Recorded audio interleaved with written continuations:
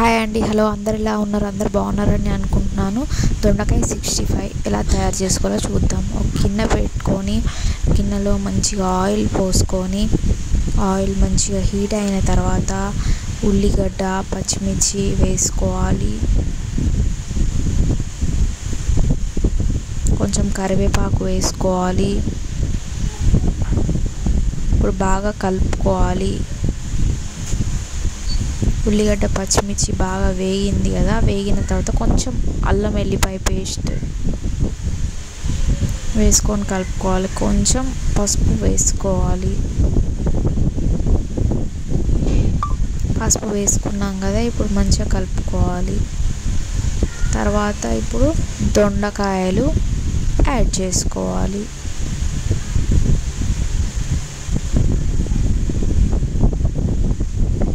దొండకాయలన్నీ add చేసుకున్నాం కదా, ఇప్పుడు మంచిగా కలుపుకోవాలి. ఇప్పుడు మంచిగా ఉడకనివ్వాలి.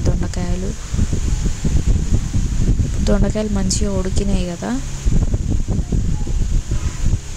తగినంత సాల్ట్ వేసుకోవాలి. తగినంత కారం వేసుకోవాలి.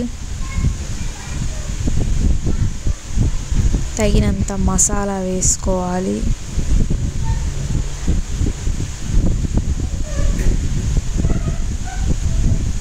ఇప్పుడు మంచిగా కలుపుకోవాలి.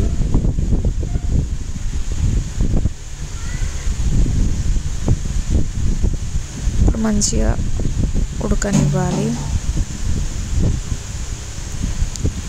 కొంచెం కొత్తిమీర యాడ్ చేసుకోవాలి.